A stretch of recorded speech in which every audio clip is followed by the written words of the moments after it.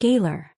And Qinyu's eyes flashed with a hint of gray, as if analyzing the divine artifact before him. Chao Yuan continued to ask beside him, "What's this thing used for?" "Besides Galar, it has another name." The knight paused, then spoke solemnly. "The Horn of Disaster." Seeing the confusion in everyone's eyes, the knight continued. "According to legend, whenever the Horn of Galar sounds, every inch of land covered by its sound will be struck by a catastrophic disaster. Even the realm of gods is no exception." "You mean as long as we enter Asgard and blow this horn, a catastrophic disaster will befall the Norse divine realm?" And Qinyu pondered for a moment. "I have a question." "Please ask. Is this so-called catastrophic disaster purely caused by the horn, or does it objectively exist already?" And Qinyu felt this question was a bit vague, so he added, "For example, if I blow this horn and a tsunami engulfs a city, is the tsunami purely created by the sound of the horn, or was it already approaching from the sea and just happened to flood the city when the horn sounded?" "I don't know," the knight replied helplessly. "The principle behind Galar has always been a mystery, one that even the supreme gods cannot solve. However, I've heard one theory that Galar is the spokesperson of fate. Each time it sounds, each time it disappears, follows a predestined path. It's not blown by humans or gods but by fate itself. So, you want to use this divine artifact to cause a disaster within Asgard, and then rescue 7 knights in memorial during the chaos?" And Qinyu thought for a moment, then shook his head. "This is too risky. We cannot predict what kind of disaster it will cause, nor do we know the scale. If the disaster is too great, it will engulf us too. If it's too small, it won't be enough to restrain all the Norse gods. This is gambling." The knight silently gazed into Qinyu's eyes and after a long while, let out a deep sigh. "You're right, this is gambling, but so what? Every member of the upper evil society here knows the danger, but we have no choice. You may not yet understand what the president means to our upper evil society, or even to the entire utopia. Even if there's only a 1 in 1,000 chance, we still have to take this gamble. We absolutely cannot lose the president. Even if we arrive too late, we'll make all of Asgard accompany the president in death." The knight's eyes were filled with determination and madness, leaving Qinyu and the others stunned. The knight took a deep breath and slowly spoke. "I apologize. I know my plan is risky, so I won't ask you to join us. I've had a pixel speedboat prepared with enough fuel for you to return to Great Xia. If we rescue Lin Jie and the president, we'll send you a message immediately. Let's part ways here." "Wait." Bailey Pang Pang suddenly spoke up, stopping the knight who was about to leave. And Qinyu, Chao Yuan, Jiang Er and Bailey Pang Pang exchanged glances, all smiling at the same time. "I only said the plan is somewhat risky, not that we won't participate," and Qinyu said seriously. "The upper evil society cannot be without Memorial, and our Nightfall team cannot be without Lin Jie. Great Xia, the mist, the border, heaven, hell, we've faced life and death together so many times. Why would we worry about this adventure? Then you. Even in gambling, one can improve the odds through calculation and planning." And Qinyu pushed up his glasses and calmly said, "Right now, I don't fully understand the situation in Asgard and the human circle. Let's make a more detailed plan after we enter." The knight looked at them for a long time, then his lips curled into a smile. "Good, then let's enter the human circle first." Bailey Pang Pang looked out the window. "But where is the entrance to the human circle? Do we need to sink into the sea first like we did at Takamagara?" "Asgard's human circle is different. Follow me." The knight led Qinyu and the others quickly off the deck. All members of the upper evil society had packed their belongings and followed closely behind. The Pixel cruise ship gradually docked at the edge of an island. The outline of a huge mountain peak was faintly visible through the mist. "Please clear the way, everyone." The knight walked up to the 4 figures wearing different masks and respectfully spoke. As his words fell, the figure wearing the crying face mask raised an arm and pointed. The seawater beneath the ship seemed to be scooped up by an invisible giant hand, suddenly surging onto the deck, continuously compressing and stacking to form a dense water corridor that crossed the island directly to the mountain peak. The other 3 special envoys didn't hesitate at all, stepping onto the dense water corridor and darting toward the mountain peak in the mist at an astonishing speed. Bailey Pang Pang and the others exchanged glances, then followed closely behind. "Asgard. Si Xiaonan's eyelashes trembled slightly, and after a long while she slowly opened her eyes. The first thing that came into view was a pale ceiling. Her scattered pupils stared blankly for a moment, seemingly unable to understand why she was here, when a figure approached from the side. "You're awake." The instant she heard this voice, Si Xiaonan instinctively sprang up from the bed. A dagger slid into her palm, pointing like lightning toward the direction of the voice. Her expression was extremely fierce, like a startled wild cat. The blade, gleaming with cold light, was pointed straight at Lin Chia's throat, causing him to freeze in place. Seeing his face, Si Xiaonan was momentarily stunned. She finally came to her senses and immediately withdrew the dagger, stammering, I'm sorry." Lin Chia looked at her with complex eyes and pointed to her abdomen. "Your wound has torn open." Only then did Si Xiaonan feel a sharp pain coming from her abdomen. Her movements just now had been too forceful, tearing open all the bandaged wounds.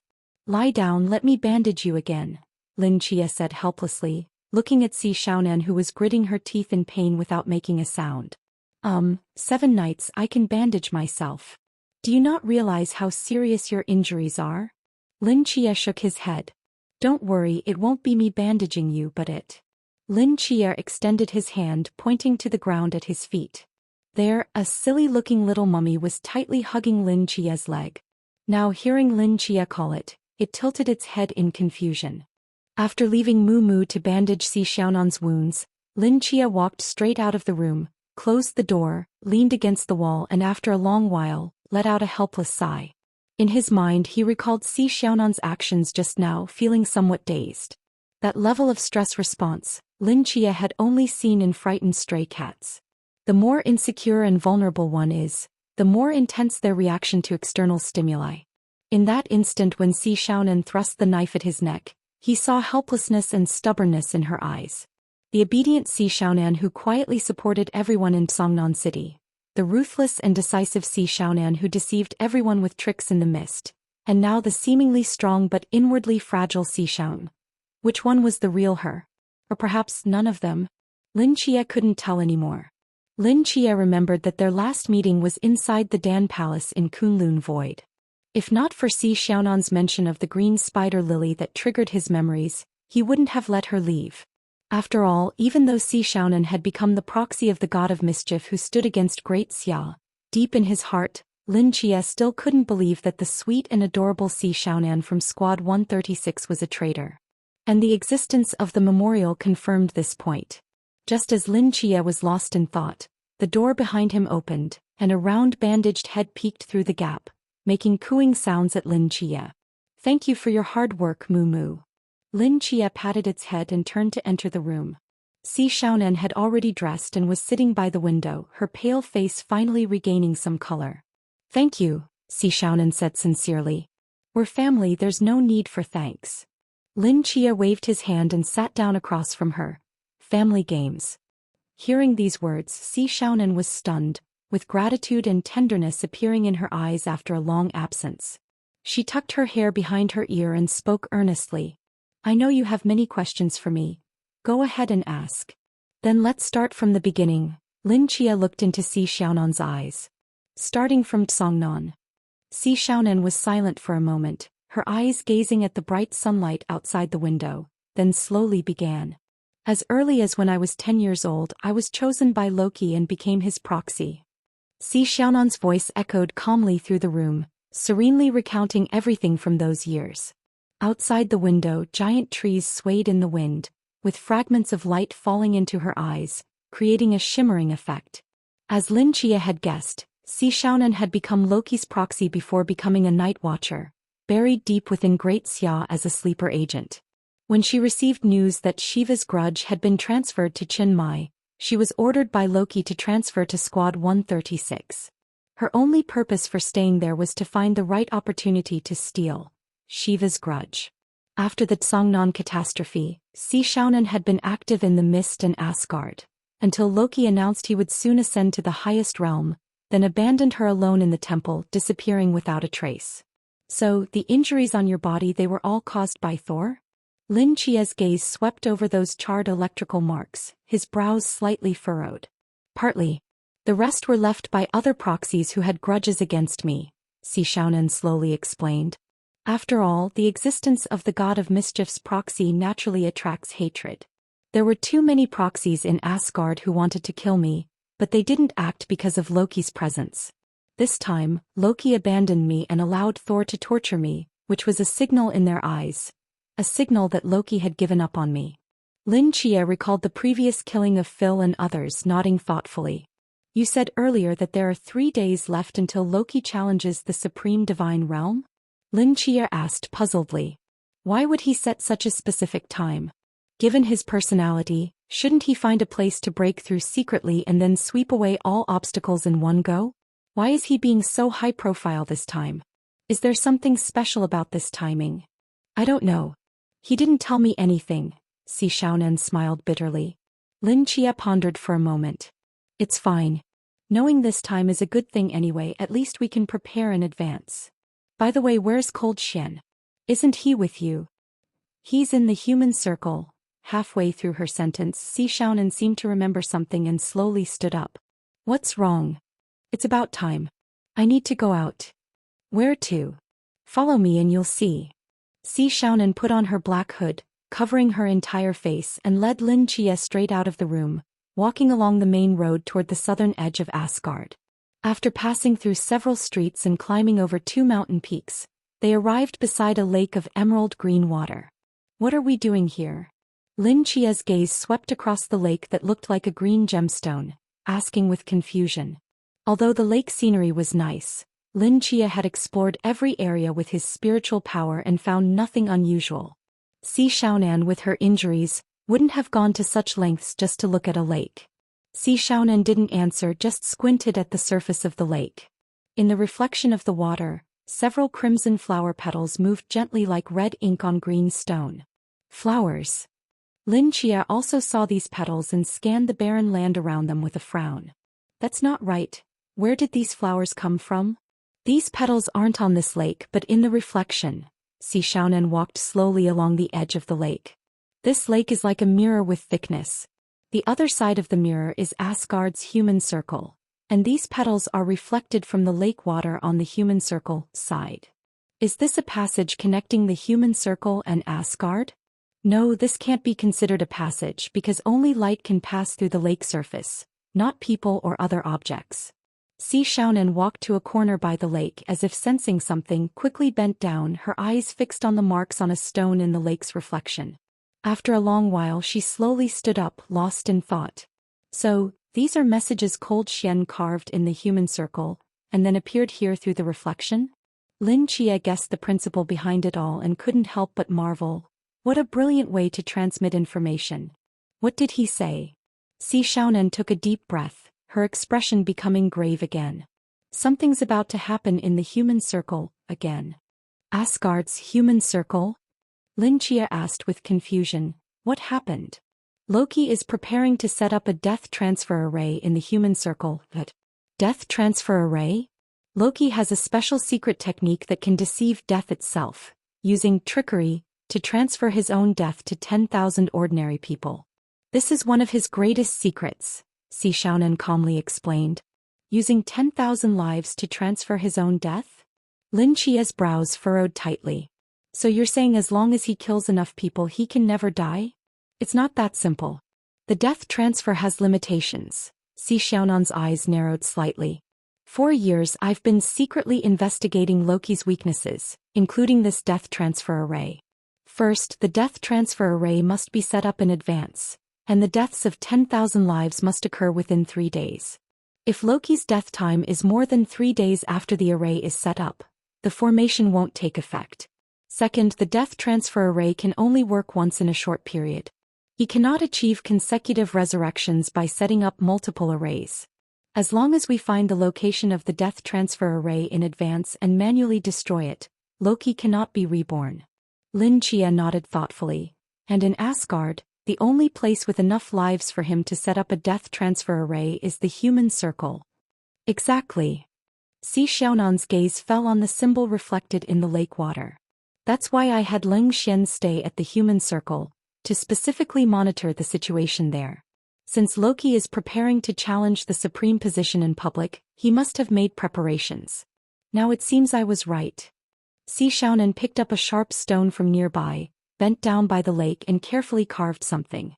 After finishing, she slowly stood up from the ground, gathered some leaves from the nearby forest, and scattered them on the lake surface, where they drifted and swirled with the wind. There are less than 2 days left before Loki challenges the supreme position. Si Xiaonan turned to look at Lin Jie. Jin Yan told me about your mission. Are you ready? More or less. Lin Jie nodded.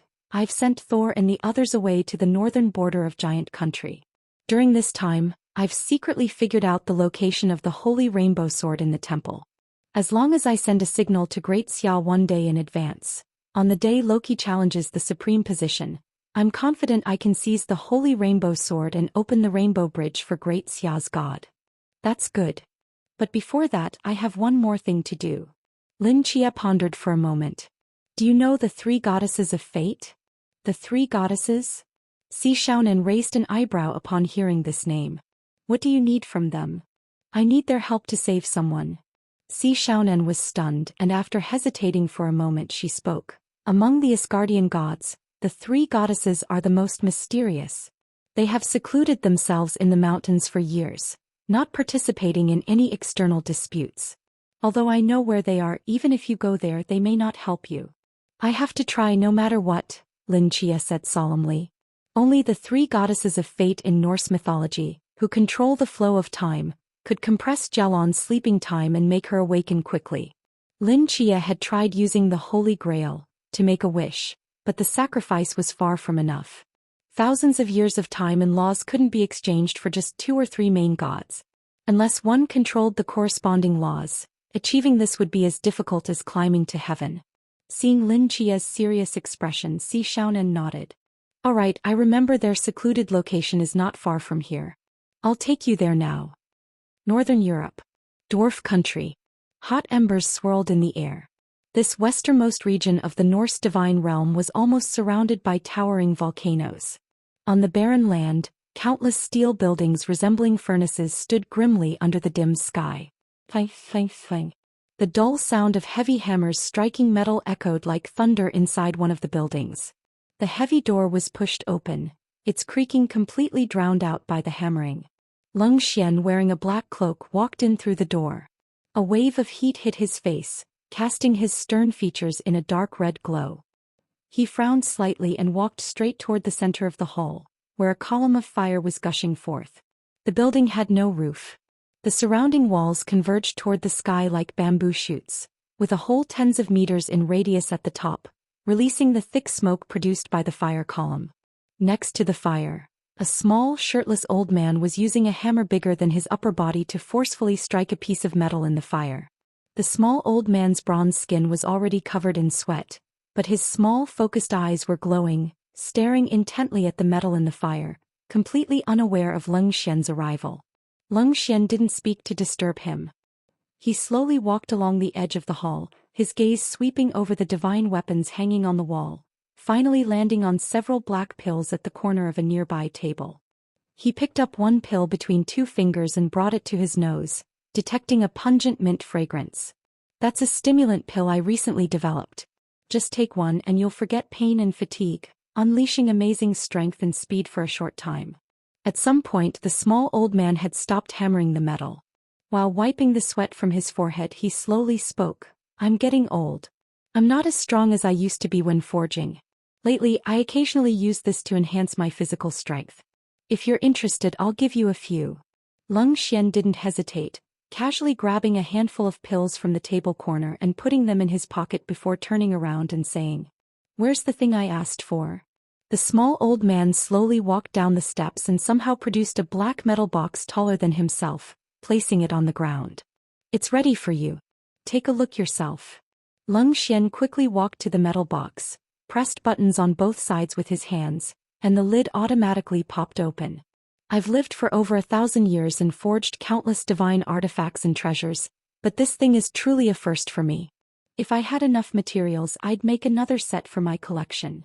The small old man stroked his messy beard and chuckled. "Young man, take a good look. This is the only one of its kind in the world. Leng Xian didn't speak. He silently gazed at the contents of the box, a dark red reflection clearly visible in his eyes. It was a sniper rifle. A sniper rifle 2 meters long and weighing nearly 200 pounds. Is it made according to the blueprint I gave you? Leng Xian asked. Basically yes, but I made some modifications to key details, the short old man said unhurriedly. The blueprint you gave me is only suitable for mortal weapons, but this thing is made of ebony steel. Its hardness is incomparable to ordinary metals. If I hadn't made changes, you wouldn't be able to use it at all. As long as it works. What about the bullets? The short old man reached out and opened a hidden compartment in the black metal box. 7 dark, dim bullets were neatly arranged inside. Only 7? Leng Xian frowned. Only. Do you know how rare red godstone is? These 7 bullets represent my entire fortune. The short old man widened his eyes and said irritably. Besides, how many bullets do you think this thing can fire? I've already calculated for you. Although the weapon itself is made of ebony steel according to your requirements for firing speed and strength, it can only withstand 7 overloads. After you use these 7 bullets, this thing will explode. Even if I gave you an 8th one, could you use it? That said, with such rare and precious materials, if used to forge divine weapons, they would be at least main god level. Now using them to make something that can only be used 7 times is simply a terrible waste. Ignoring the short old man's complaints, Leng Xian remained silent for a moment and closed the hidden compartment. I understand. Let me be clear, I don't care what you plan to do with this thing, but absolutely no one can know I made it. Once you walk out this door, the debt I owe to you and Xiaonan will be cleared.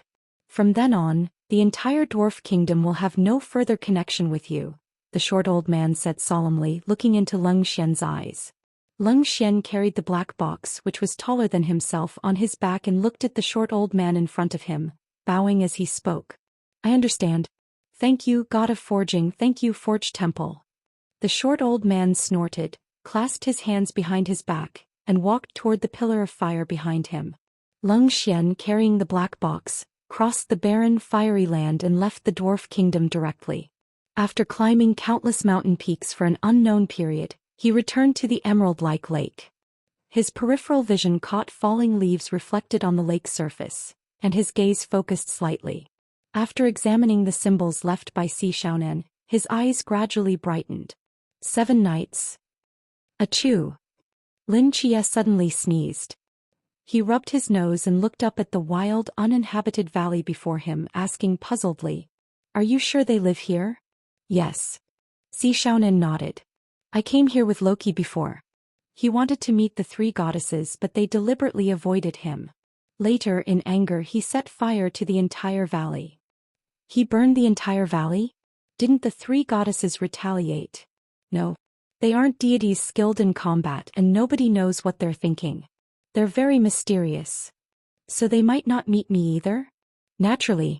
If they don't want to see you, you could wander through the entire valley and never find them. Don't forget, they are goddesses who preside over fate and time. Hearing this, Lin Chia's concerns grew even more. The 2 walked along the valley for a long time, venturing deep inside. Apart from wild beasts and venomous creatures occasionally darting through the forest, they hadn't seen a single person. Just as Lin Chia was sighing in resignation, several crisp slapping sounds came from a distant river. Lin Chia froze, exchanged glances with Xiaonan, and quickly walked toward the source of the sound. Passing through dense trees, a winding stream appeared in their view. Beside the stream, a short-haired woman in blue clothes was holding a wooden block, repeatedly beating clothes laid on the ground, then placing them back in the stream to rinse. Someone's washing clothes in this valley? Lin Chia asked in surprise at this sight. She's not human. Xiaonan stared intently at the figure. She is Urd, the goddess who presides over the past, among the 3 goddesses. A goddess. Lin Chia stared in surprise at the woman washing clothes by the stream. No matter how he looked at her, she appeared to be just an ordinary village woman. Xiaonan opened her mouth, about to say something, when the short-haired woman raised the wooden block again and casually struck it against a nearby rock. Bang! The dull sound seemed to penetrate Lin Chia's eardrums, striking directly at his soul, making his whole body jolt. His brain stopped functioning, and in an instant, countless past memories flashed before his eyes like a lantern show. blindness, being adopted by his aunt's family, school, meeting Zhao Kongqing, joining the Night Watchers, the training camp, forming the Nightfall team, family games. The brief 2 seconds of trance felt like years to Lin Chia, as he re-experienced his entire history since having memories. Lin Chia's body uncontrollably fell backward, sitting down in a patch of green shade. Si Xiaonan beside him did the same. By the time Lin Chia came to his senses, his entire back was soaked with sweat and his face was pale. He stared intently at the short-haired woman holding the wooden block by the stream. It's her. She's noticed me. As if to confirm Lin Chia's thoughts, Urd slowly turned her head. Her eyes swept over Si Xiaonan and finally stopped on Lin Chia, making a slight sound of surprise. Her brows furrowed and a puzzled expression appeared on her face. Your past. She gazed at Lin Chia, pondering seriously for a long time, but her frown deepened. She shook her head, stood up from the ground and slowly walked over. Her gaze fell on the pale-faced Si Xiaonan beside him. Agent of the god of trickery, traitor of Asgard, what do you intend to do by bringing this blasphemer here? Upon hearing these words, Lin Chia and Si Xiaonan's pupils suddenly contracted. With one sentence, Urd had exposed both their identities, and even Lin Chia's perfect disguise seemed to have had no effect. No need to be so surprised. The last time you came with Loki, I already saw through your past and your intentions for staying in Asgard. As for you, your disguise is indeed flawless, but your past still revealed your identity, Urd said slowly, looking at Si Xiaonan and Lin Chia in turn. Lin Chia had planned to ask the 3 goddesses for help while posing as Miles, but he never expected the past goddess to see through both their identities at a glance, even exposing Si Xiaonan's hidden intentions. However, from Urd's words, it seemed she had known during their last visit that Si Xiaonan was a mole in Loki's circle, yet she hadn't warned Loki and now she had willingly appeared before them. Did this mean they might not care about their identities? As Lin Chia was randomly pondering this, another voice came from the dense forest. Sister, I can't see this big brother's future clearly. This voice was very crisp and childish. Lin Chia and his companion quickly turned around to see a girl with 2 colorful long braids sitting on a branch, curiously examining them.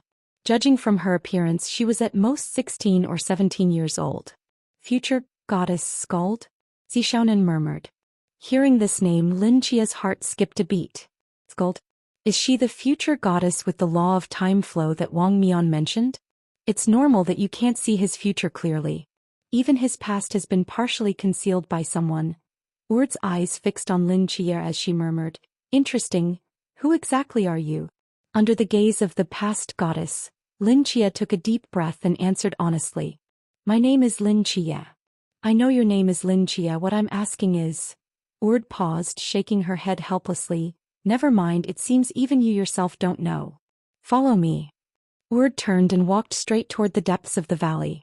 Lin Chia and Si Xiaonan exchanged glances, then followed closely behind. The behavior of Urd and Skald made Lin Chia more convinced of his judgment. These 3 goddesses of fate were not supporters of Asgard, nor did they favor either Loki or Thor.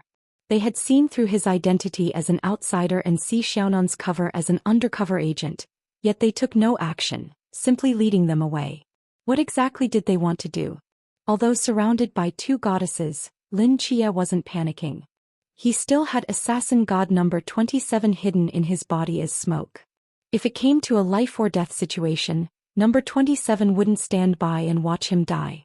As long as he could stall for some time, he could use the Holy Grail to wish for escape.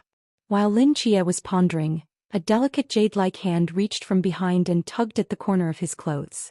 Lin Chia turned to look and saw the future goddess Skald holding onto his clothes, curiously examining him. Big brother, there's also an uncle hiding inside your body? The moment he heard these words, Lin Chia's heart sank. Sure enough, Urd, who was walking at the front, frowned and turned to look at Lin Chia. Who? Just as Lin Chia was about to explain something, Skald spoke again. I vaguely see in the future. Big brother will exhale a breath that turns into an uncle with a dagger, and he even kills a god in one strike. Skald gestured with both hands, about this tall with lots of stubble, looking scary but with gentle eyes. Lin Chia looked at the colorful braided girl with extreme surprise. Judging from the height and build, Skald was indeed describing number 27 in his body. However, Details like the stubble and the look in his eyes were things even Lin Chia hadn't seen personally, yet she could describe them so easily. Even the broken, gray-white arena couldn't detect the assassin god's presence, yet this girl identified him immediately. Is this the legendary future goddess? Under Urd's cold gaze, Lin Chia had no choice but to exhale a long breath. Dense smoke curled out from his lungs, transforming into a blurry shadow standing behind him. Urd stared at him for a moment, her eyebrows slightly raised. The nameless survivor of ancient mythology, the shadow god who hunts all living beings. You were hiding in his perfectly disguised body. You almost slipped past me.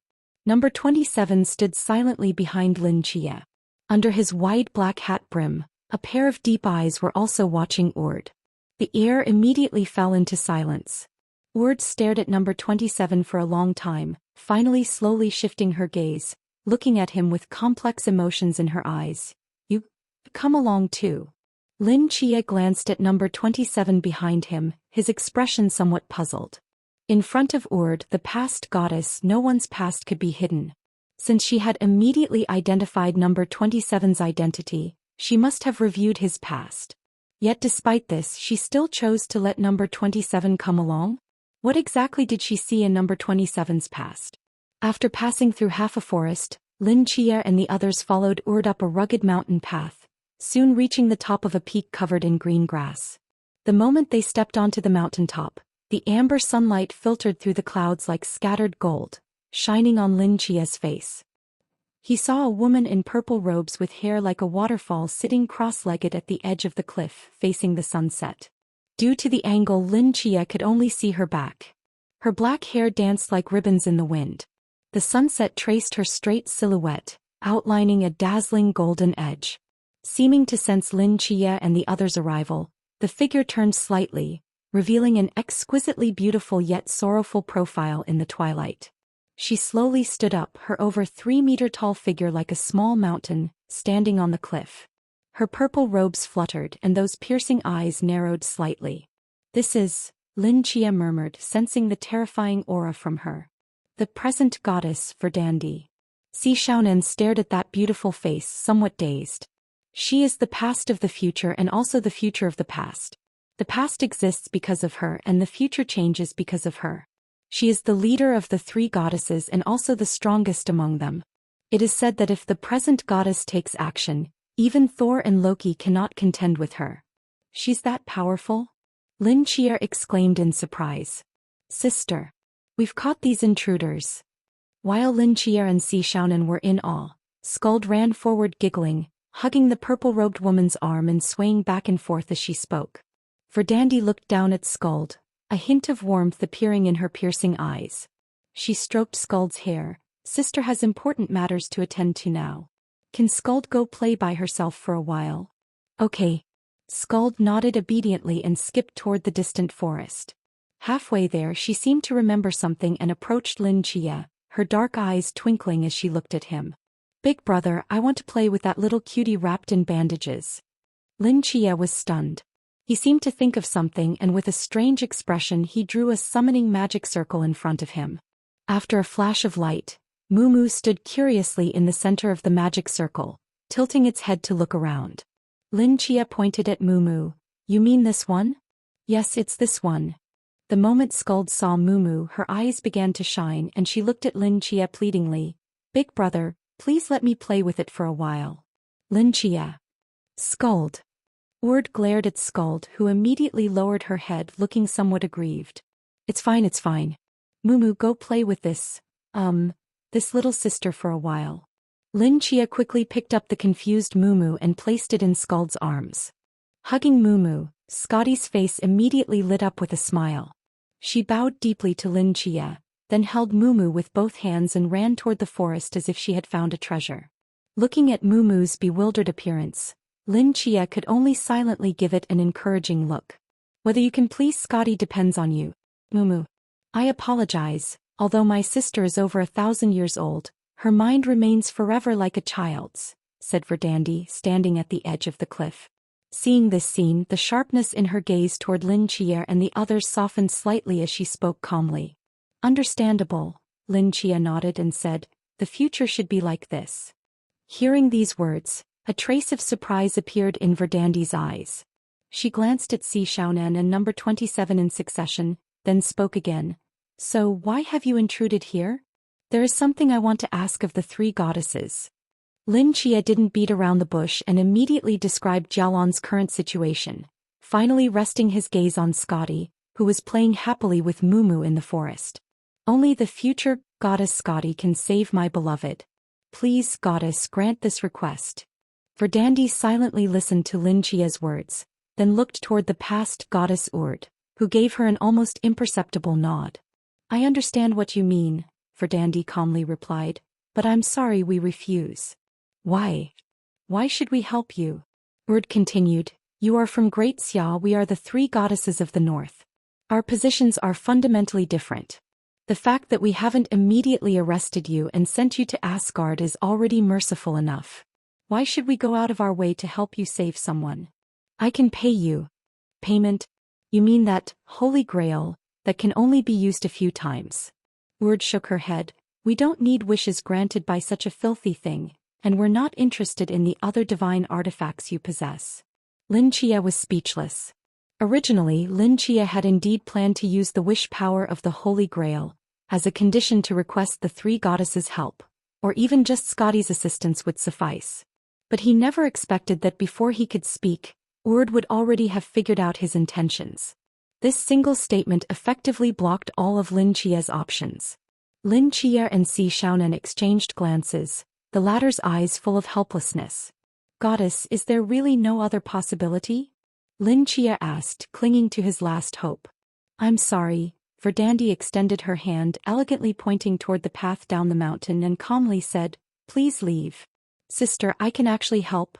Scotty, hugging Mumu, suddenly poked her head out from the forest and said softly, although I can't see his entire future clearly, I can feel that this big brother is so pitiful. Scotty. Verdandie glared at Scotty. Scotty, carrot. She silently withdrew her head back into the bushes. Please leave. Verdandie extended her hand again, her tone firmer than before. Lin Chia remained silent for a long time, then let out a long sigh. Just as he was about to turn and leave, Scotty's head suddenly poked out from the bushes again. Sister. Scotty. You cannot go. No, sister. Scotty, hugging Mumu, stood bewildered at the edge of the bushes, extending one hand to point toward the gradually dimming horizon in the dusk. Sister. The sunset has turned red. Hearing these words, Verdandie and Urd were stunned. Then, as if remembering something, their expressions changed dramatically as they quickly turned to look at the horizon. The sunset, like scattered gold, gently illuminated every inch of the land. Although the light was growing dimmer, there was no sign of the red color Scotty mentioned. Are you sure, Scotty? It really turned red. Urd quickly ran to Scotty, grabbed her shoulders and spoke with utmost seriousness. Yes, sister. It's red, the same red as over 100 years ago. Scotty seemed frightened, her little face turning pale, her voice growing increasingly faint. Lin Chia, who was about to leave, asked Si Xiaonan in confusion. What does this mean? Isn't the sun yellow? And isn't it normal for dusk to eventually turn red? Asgard is not the mortal realm. Here, sunrise and sunset are governed by deities, so even at dusk red should not appear because it foretells ill omens. Si Xiaonan's expression also grew increasingly grave. It's normal that we can't see the red, but she is different. She is the future goddess, and if she sees red in the dusk, it means Ragnarok.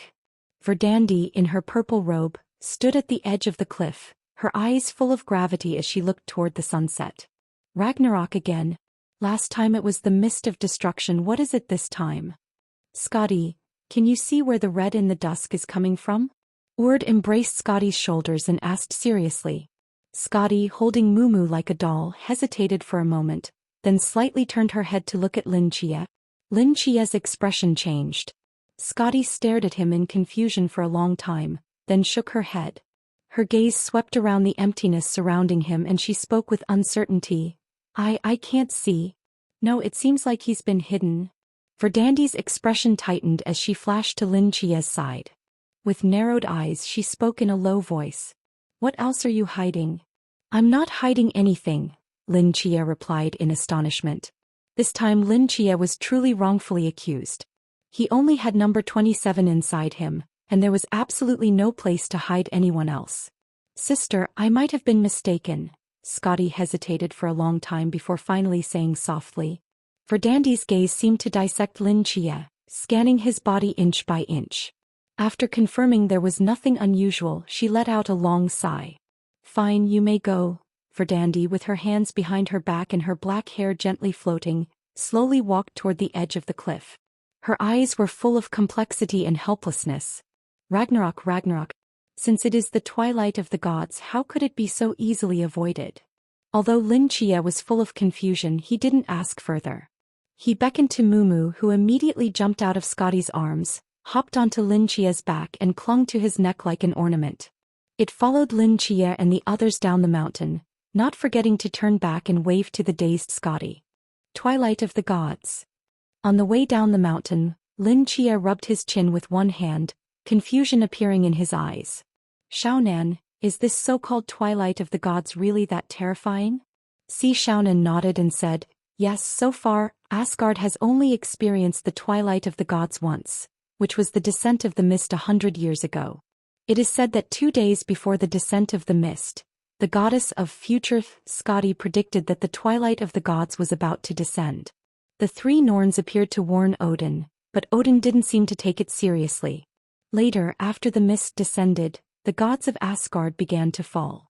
Thor had to ask the goddess of youth Idun to sacrifice a large number of fruits of life, and only then did the gods barely survive the calamity. Even so, Asgard suffered heavy casualties. Thinking about it now, the previous descent of the mist was actually released by Odin himself, so the warning from the 3 Norns was naturally just a joke. Since then, the 3 Norns have never left this valley, and they are extremely disappointed with Odin and his offspring. Lin Chia pondered thoughtfully. The second twilight of the gods. Is it possible that it's also artificially triggered? Lin Chia turned to look at Xiaonan, his expression somewhat complicated. You mean? Xiaonan was stunned. It's possible. After all, the mist shouldn't descend again. Now for Asgard, there's only one major threat. Xiaonan didn't finish the second half of her sentence, but Lin Chia believed she understood his meaning. For the current Asgard, the biggest crisis would be their action in one day. If they successfully open the Rainbow Bridge on the day Loki challenges the Supreme God, allowing the Great Xia Heavenly Court to descend, it would definitely be a catastrophe for Asgard. In other words, those who bring this twilight of the gods are very likely to be the gods of Great Xia. Of course, this information is something Lin Chia would never tell the 3 Norns. Calculating the time, Thor and the others should be back by now. Lin Chia looked at the sky. Let's return to the temple first. God's mental hospital. The morning sunlight fell on the clean desk. Bragi stretched lazily as he got up from bed, rubbed his sleepy eyes and walked straight to the desk to sit down. He reached out and opened the red mailbox, where a letter was lying quietly inside. Bragi's lips curled up slightly. He quickly opened the letter and read it carefully several times, his gaze as gentle as water. He propped his head up, looking at the slowly rising morning sun outside the window, seemingly pondering how to reply. After a moment he finally picked up his pen and began to write on the white paper. After writing the last word, he checked it twice, brought the letter to his lips for a gentle kiss, then put it in an envelope and into the red mailbox before humming a tune as he went out the door. Morning, little raccoon. Morning, Li Yifei, your mohawk looks great today. Aju, you're washing so many clothes again today? Come, let me help you carry a couple. Good morning, King Gigi, would you like to appreciate my latest poetry? As Bragi's voice gradually faded away, a moment later, Little Raccoon carefully opened the door and entered the room. He quickly closed the door, took out all the letters from the mailbox except today's, stuffed them into the large backpack behind him, briefly cleaned the room and then opened the door preparing to leave. Just then, a figure almost bumped into him face to face. Little Raccoon staggered back 2 steps, looked up and found an old man wearing white clothes surrounded by holy light. He looked down at the little raccoon, his eyes full of compassion and love. You've done well, child. You scared me, it's just repeater, uncle. I thought I was caught. Little Raccoon sighed in relief, patting his chest. Uncle, breakfast is in the room straight ahead and turn right in the opposite direction. Why did you come here? You've done well, child. After Yolanda finished speaking, he turned and walked to the end of the corridor, turning right and disappearing. "Good morning, Uncle Yolanda." Bragi, who was tilting his head back to drink porridge, smiled and greeted Yolanda as he walked in. Gilgamesh nearby merely lifted his eyelids slightly before lowering his head to continue eating. Yolanda naturally sat down at the table, but didn't touch the breakfast in front of him. Instead he smiled and stared at Bragi, motionless like a sculpture. Bragi finished his porridge in one gulp, only then realizing that Yolanda was still kindly staring at him. Feeling uncomfortable, he asked puzzledly, "Uncle, do you need something?" "You've done well, child. Forget it, pretend I didn't ask." Bragi stood up, about to leave the room, and Yolanda also stood up, quickly following him. "Uncle, you..." Bragi walked into the corridor, seeing that Yolanda had followed him out, and was about to say something more when the latter suddenly raised his arm and patted Bragi's shoulder. Those deep blue eyes looked into Bragi's eyes and a strange light flashed. "You've done well, child." After saying this, he withdrew his hand and slowly walked toward the other end of the corridor. Bragi looked at this scene in confusion, scratching his head. He didn't notice that above his head in the void, a progress bar mysteriously jumped forward a bit. Bragi treatment progress. Bragi treatment progress. Bragi had just taken 2 steps when a strange feeling surged in his heart. He let out a light and turned his head toward a certain spot in the void. His gaze seemed to penetrate through the outer wall of the god's mental hospital, through Lin Chia's eyes, seeing a Western-style room and a blurry figure shrouded in smoke in the corner. "I can see outside." Bragi's expression brightened with excitement as he spoke. "My treatment progress has reached 95%? As the 3rd patient in the hospital, he had witnessed the departures of Nyx, Merlin and Sun Wukong, knowing that when the treatment progress reaches 95%, one can sense some special aspects of the hospital, including shared vision. From Lin Chia's perspective, he could only make out that he was in a building, nothing more. Bragi simply withdrew his gaze and, relying on that mysterious perception in his heart, carefully scanned the surrounding hospital. This is the kitchen for cooking. This is the activity room. King Gigi hasn't finished breakfast yet. Li Yifei is secretly eating cookies in the warehouse again. This is a warehouse containing... Bragi's gaze paused suddenly when it swept over one of the tightly closed warehouse doors. Bragi stood at the door of that warehouse like a statue. After a long time he puzzled, raised his finger and lightly tapped the lock of the warehouse door, which opened immediately. Swirling dust mixed with the ink fragrance of letters rushed toward Bragi's face. He stepped inside, his gaze falling on the largest shelf in the center. Dense letters were neatly arranged on each layer of the shelf, with dates clearly written on the labels. At a glance there were thousands of them. Bragi recognized these envelopes. They were the ones he and Eden used when exchanging letters. Bragi quickly reached out, pulled out one letter and opened it, reading it carefully from beginning to end, his brow furrowing deeper. He held this letter in his hand and took out another, scanning through its contents. How is this possible? Bragi's eyes were filled with bewilderment. He kept pulling out letters, opening and reading them. The more he did this, the deeper the confusion in his eyes grew. These were all the letters he had exchanged with Eden, but these letters should have been sent through the mailbox. Why were they here? Bragi? Outside the door, Li Yifei called Bragi's name, walked to the warehouse entrance, and was shocked when he saw Bragi standing bewildered in front of the shelves. He stared at this scene. How did you get in here? Bragi finally came to his senses, his hand holding the letters trembling uncontrollably. He quickly ran to Li Yifei, raised the letters in his hand and said while breathing heavily, "Li Yifei, tell me what is going on. Why are the letters I sent to Asgard to my wife Eden appearing here?" Li Yifei looked at Bragi's confused and struggling eyes, not knowing how to respond for a moment. "Bragi, calm down first." Bragi gritted his teeth and immediately left Li Yifei behind, quickly rushing up the stairs back to his hospital room. He picked up the brand new red mailbox from the corner of the table and smashed it down forcefully. With a dull sound, the lock on the back of the mailbox was pried open, and a fresh letter floated out. Bragi opened this letter. He could confirm that this was the letter he had written half an hour ago. The ink stains hadn't even dried yet. He held this letter in his hand, standing still like a statue. It didn't disappear. Bragi's gaze turned to the mailbox he had thrown on the ground. The inside of the mailbox was smooth and clean, made entirely of copper. No matter how he looked at it, it was just an ordinary mailbox. It doesn't transmit letters at all. Lin Chia was lying to me.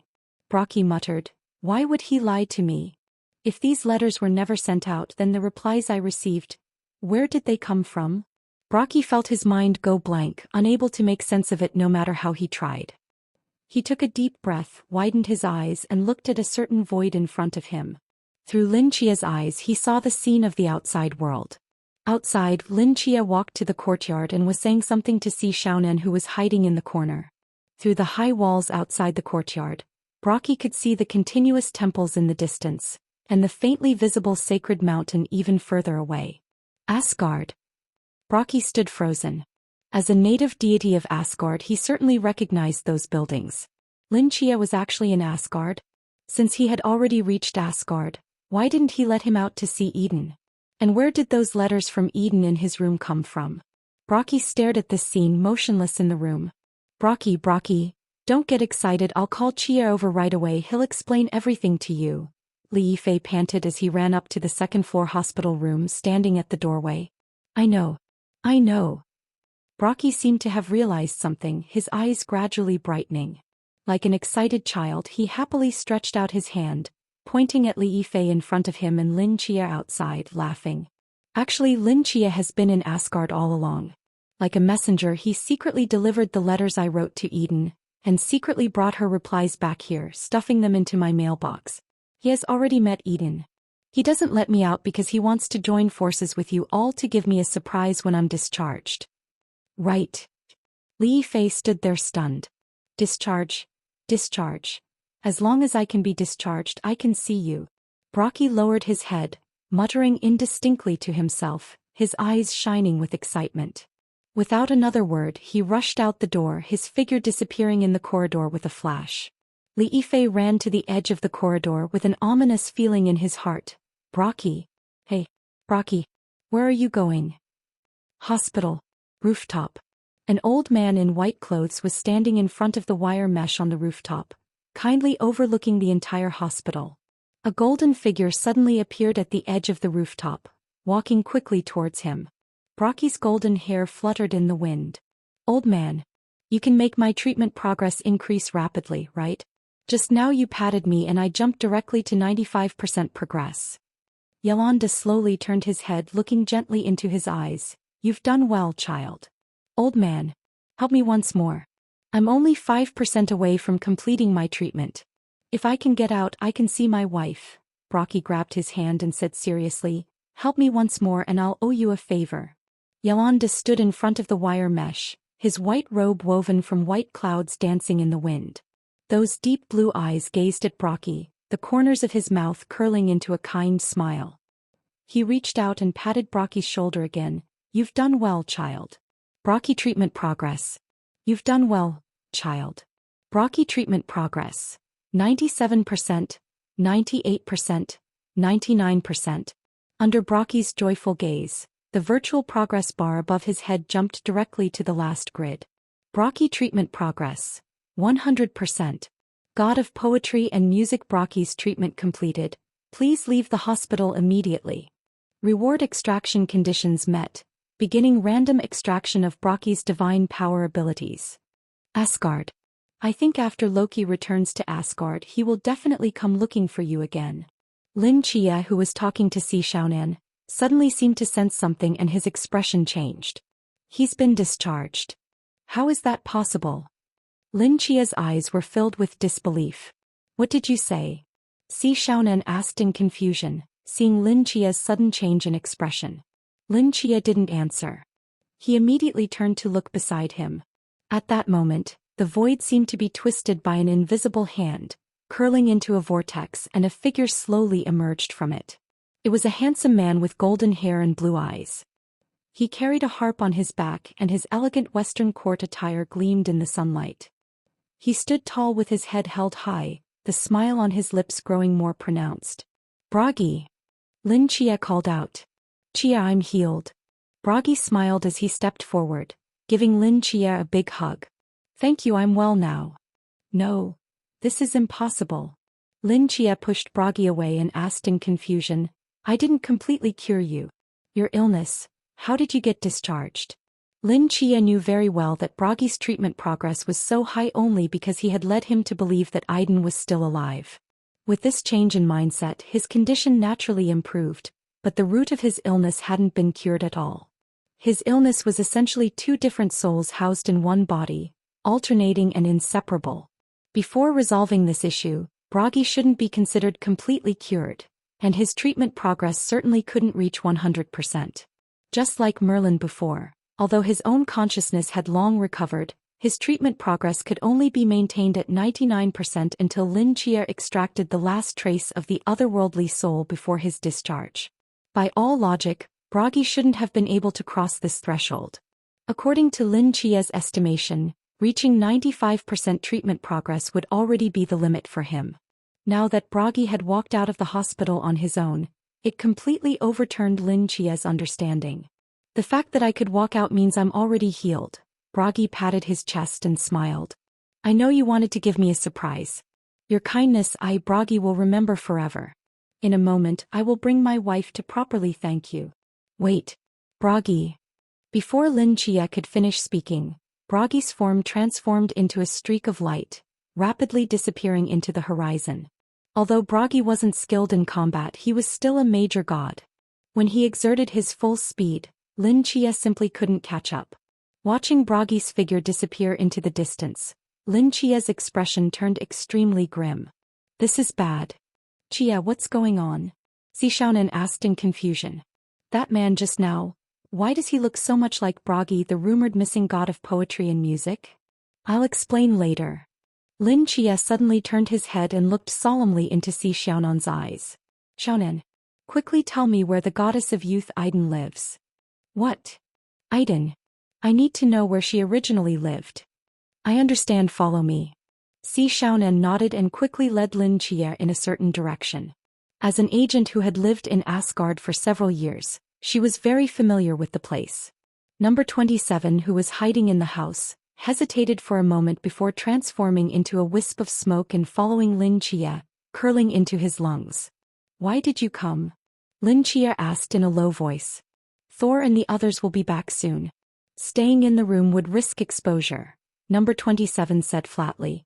Besides, being by your side I can help save you in critical moments.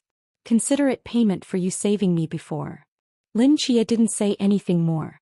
At this moment his mind was focused only on Bragi, who was soaring toward the clouds. The current Asgard was no longer the Asgard that Bragi knew. If the Norse gods noticed that Bragi, who had been missing for 100 years, suddenly appeared, they would certainly become suspicious and question where he had been all this time. Moreover, Asgard was now caught in the struggle for the throne between Thor and Loki, a tense and critical period. No one knew whether Bragi's appearance would stir up the situation. Add to that an impending Ragnarok. The current situation had completely spiraled beyond Lin Chia's control. He needed to find Bragi quickly and keep him close, otherwise there would certainly be major chaos. Meanwhile, Asgard the Valley. Verdandi, the goddess of present, and Urd, the goddess of past, stood at the edge of the cliff with solemn expressions, seemingly still pondering the matter of Ragnarok. Skuld was lying on the lawn, rolling around aimlessly, her colorful braids stained with the fresh green grass, emanating the fragrance of soil. Sister, I want to go play with the bandaged cutie. Skuld approached her two sisters, looking at them pleadingly. No, Skuld. Urd shook her head repeatedly. Asgard is now shrouded in the shadow of Ragnarok. You cannot leave us and act on your own. Besides, that man is chosen by the gods of Great Xia. It's not good for you to be too close to him. Ah, but Big Brother is very nice. He has saved many people. This isn't about whether he's nice or not. Urd said halfway, then sighed deeply and shook her head helplessly. Verdandi remained silent for a long time, then turned to look at Skuld beside her. She reached out to stroke her head, her eyes filled with complexity. Actually, letting Skuld go with that man might be a good thing. Why? Urd asked in confusion. If it's truly as she prophesied, then this Ragnarok will be even more terrifying than the mist from 100 years ago. Even we might not have the confidence to survive it, isn't that right? You mean? Verdandi stared at the distant edge of the forest, where Asgard was faintly visible, lost in thought. Just then Skuld, who had been contentedly enjoying Verdandie's caress, suddenly opened her eyes and quickly got up from the ground. "What's wrong, Skuld?" Erd asked. "Found it," Skuld murmured, looking into the distance. "What?" "Sister, the red source in the twilight." "I see it." Skuld stretched out her hand, pointing in a certain direction. "He's there." Hearing these words, both goddesses' expressions changed simultaneously. "What did you say?" Lead gray clouds obscured the sunlight, slowly rolling in from the north, gradually enveloping Asgard in a dim haze. Faint thunder rumbled like the low growl of a giant beast, echoing in the distance. In the empty streets, two handmaidens carrying flower baskets looked up at the oppressive cloud layer above, their expressions somewhat grave. "Thunder clouds from the north. It seems Lord Thor is about to return," one handmaid murmured. "Lord Thor doesn't seem to be in a good mood. Could it be that he failed to catch the assassin?" "It appears so. He spent 2 days traveling back and forth, and if he didn't catch the assassin, Lord Thor's mood must be terrible. This isn't a common sight." The other handmaid heaved a long sigh. "Let's hurry back. Lady Sif asked us to pick these flowers, surely to surprise Lord Thor. If he returns to see Lady Sif waiting for him amidst so many blooming scale petals, perhaps his mood will improve." One handmaid sniffed the rich fragrance of the flowers in her arms, her eyes revealing a look of admiration. "The meaning of scale petals is eternal love, isn't it? I wonder if Lord Thor will appreciate Lady Sif's thoughtful intentions. The affairs between the gods are not for us to worry about. If we delay any longer, we'll truly be too late." The two handmaidens moved quickly along the cloud-covered street. Just then a golden rainbow light streaked across the sky. As if discovering something, it circled in the air before flying directly toward them. Bragi, dressed in an elegant dark gold ceremonial attire, stepped out from the light. His gaze fixed on the pale yellow flowers in the handmaiden's hands, his face brightening with delight. "Scale petals?